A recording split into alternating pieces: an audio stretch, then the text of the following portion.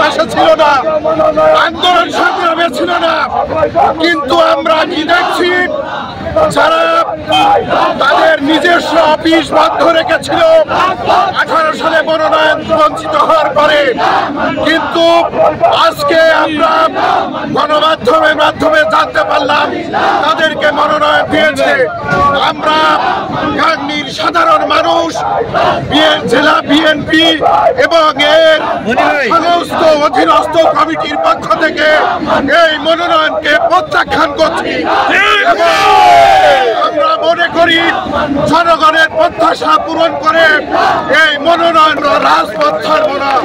রাজপথে থেকে আমরা এই মনোনয়ন পরিবর্তন না হওয়া পর্যন্ত আমরা রাজপথে আন্দোলন চলব। আমরা মানিনি। আমরা গাংনীবাসী দীর্ঘ 17 বছর লড়াই সংগ্রাম করেছি জাভেদ মাসুদ মিল্টনের সাথে। আমরা চাই জাভেদ মাসুদ মিল্টনকেই নমিনেশন দিতে হবে। গাংনীবাসী চাই একমাত্র জাভেদ আমরা যতক্ষণ পর্যন্ত এই নমিনেশন পরিবর্তন না হবে ততক্ষণ পর্যন্ত আমরা আন্দোলন করে যাবো ইনশাল্লাহ। ছেলে পর্যন্ত খাবার পাঠিয়ে দিয়েছিল, তাদের 18 সালে মনোনয়ন দেওয়া হয়েছিল।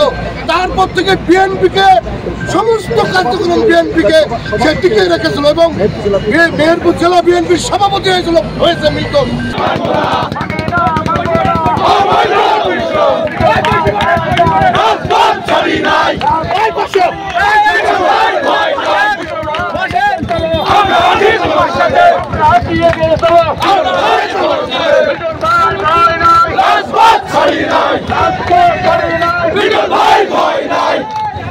আমাদেরকে কোন নেতা আছে?